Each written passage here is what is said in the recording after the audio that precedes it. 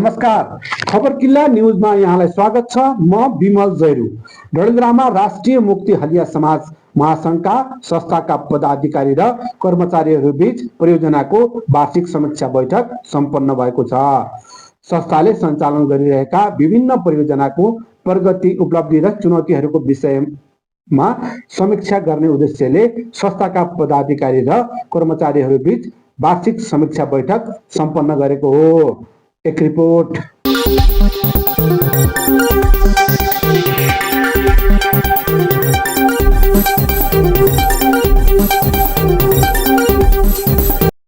डडेलधुरामा राष्ट्रिय मुक्ति हलिया समाज महासंघ डडेलधुराका संस्थाका पदाधिकारी र कर्मचारीहरू बीच परियोजनाको वार्षिक समीक्षा बैठक सम्पन्न भएको छ।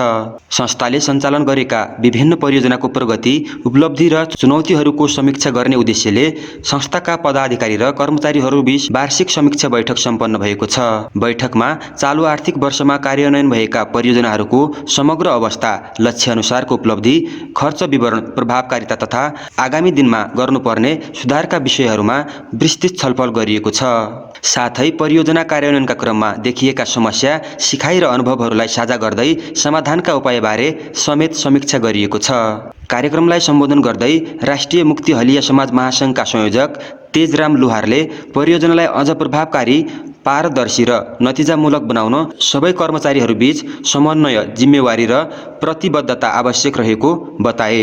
उनले आगामी वर्षका लागि योजना बनाउँदा स्थानीय आवश्यकता, दिगोपन र लक्षित वर्गको पहुँचलाई प्राथमिकतामा राख्न बताए।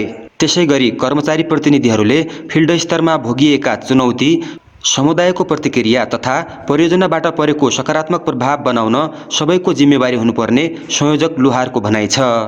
त्यस्तै परियोजना संयोजकले वार्षिक अवधिमा हासिल गरेका उपलब्धि सन्तोषजनक रहेको बताउँदै कृषकहरूलाई आवश्यकता अनुसार कृषि औजार, महुरी पालन, तरकारी खेती, कुखुरा पालन सहयोग गर्दै 3259 जना कृषकहरूलाई व्यावसायिक बनाएको राष्ट्रिय मुक्ति हलिया समाज महासंघका संयोजक तेजराम लोहारको भनाइ छ। यहाँलाई नमस्कार छ। म तेजराम लोहार, म चाहिँ राष्ट्रिय मुक्ति हलिया समाज महासंघमा कार्यक्रम संयोजक भएर काम गरिरहेको छु। अहिले यो लुछन विश्व फेडरेसन र राष्ट्रिय मुक्ति हलिया समाज महासंघ नेपालको साझेदारीमा हामी सक्षम भन्ने परियोजना सञ्चालन गरिरहेका छौँ। 2024 को फरवरीदेखि सुरु छ। अहिले हामी 2025 को डिसेम्बरमा आइपुगेका छौँ।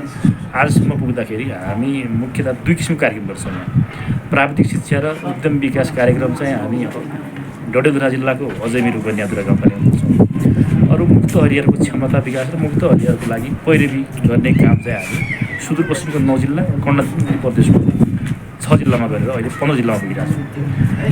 उद्यमशीलतातिर अब मुक्त हरिया समुदायको परम्परागत पेसालाई पनि अलिकति आधुनिकीकरण गर्ने हिसाबले, अहिले जलवायु परिवर्तनको इस्युलाई पनि सम्बोधन गर्ने हिसाबले नयाँ प्रवृत्तिमा उहाँलाई चाहिँ किनकि रोजगारमूलक गतिविधिमा सम्बोधन गराउने, आम्दानी बढाउने काममा हामी सपोर्ट गरिरहेका छौँ। अहिले खास गरेर माउरी पालन, तरकारी खेती अनि हजुरको कुखुरा पालन जस्ता व्यवसायमा सहयोग गरेका छौँ भने मुक्त हलियाका बालबालिकालाई कम्ती पनि यो मध्यम खालको प्राविधिक शिक्षाद्वारा पनि हामी अहिले 10 जना बालबालिकालाई पठन पाठनमा छात्रवृत्तिको माध्यमबाट पढाइरहेका छौँ। 6 जना कन्याद्वारा पढ्नु भएको छ, 4 जना चाहिँ हामी अजयमिर गाउँपालिकाको पढ्नु भएको छ। अहिलेसम्म विभिन्न तरिकाले हेर्ने भने हाम्रो उद्यमशीलता, प्राविधिक शिक्षा अनि तालिम गोष्ठी मार्फत 3259 जना घर परिवारहरू हाम्रो कार्यक्रमबाट लाभान्वित हुनुभएको छ। बैठकमा सहभागीहरूले परियोजना सञ्चालनमा आएपछि आफूहरूलाई सहज भएको बताए। उनका अनुसार समुदाय स्तरमा सानो सहयोगले मद्दत पुग्ने धारणा व्यक्त गरे। मेरो नाम विकास रमाइलो छ। मेरो अजयमिर रोल्ने मेरो घर हो। सोमडा म सानो एउटा त्यो चाहिँ हाम्रो संस्थाले गरेर हामी चाहिँ एउटा गार्मेन्ट बनाएको छ हामीले उद्यमी हो। अहिले अब सानो चाहिँ एउटा सरहरूले चाहिँ संस्थामा एउटा हामीले चाहिँ मसिन उपलब्ध गरेर अनि सामग्री उपलब्ध गरेर चाहिँ हामी चाहिँ व्यवसायमा सफल भएका छौँ। अनि दोस्रो अब एउटा कुरो के छ भने यो संस्थाले राम्रोसँग एउटा हामीलाई अगाडि बढाउने पहुँचमा अलिकति पुगाइदियो भनेपछि संस्थाले र हाम्रो राज्यले अनि सहयोग गर्यो भनेपछि हामी चाहिँ उद्यमी र सफलता बन्नका लागि हामी चाहिँ एकदम तत्पर छौँ भन्ने आशा राखेका छौँ। जस्तै अब यो संस्थाले कति पैसा सहयोग गरेको थियो? कति सहयोग गरेको थियो? कति लागत? हाम्रो लगभग त्यही हो, अब 2.5 देखि चाहिँ हाम्रो पालिका सरकारले गर्यो।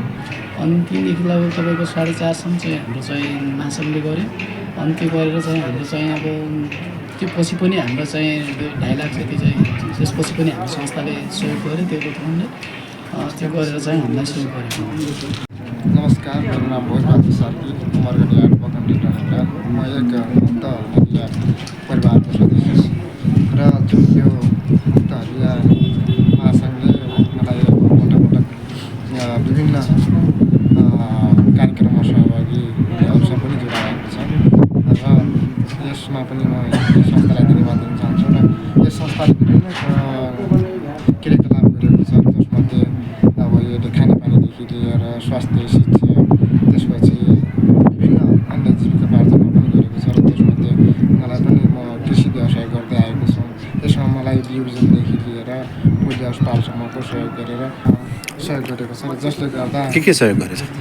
मलाई बिउ बिउजनदेखि लिएर विषादी मल खादहरू अब पोलियो सहयोग गरेको छ र जसले गर्दा मलाई थप कृषि कार्य गर्नका लागि थप सहयोग भएको छ र अब अझ पनि यो संस्थाप्रति म अझ आश्वस्त छु कि यसले संस्थाले मात्र नभएर यो सरकारले यसको जिम्मा लिएको हुनाले यसले विभिन्न कृषितिर भने चाहिँ कृषितिर समन्वय गरेर, त्यसपछि स्वास्थ्यतिर भने स्वास्थ्यतिर समन्वय गरेर विभिन्न सेक्टरमा यसले समन्वय, पैरवी, ओकलात गरेर यसको जिम्मा सरकारले लिनुपर्छ र सरकारबाट हामीले सेवा सुविधाहरू पाउनुपर्छ भन्ने आशा राखेको छ। Thank you. समीक्षा बैठकको अन्त्यमा सहभागीहरूले आगामी कार्ययोजनालाई व्यावहारिक, दिगो र लक्ष्यमुखी बनाउने प्रतिबद्धता व्यक्त गरेका छन्।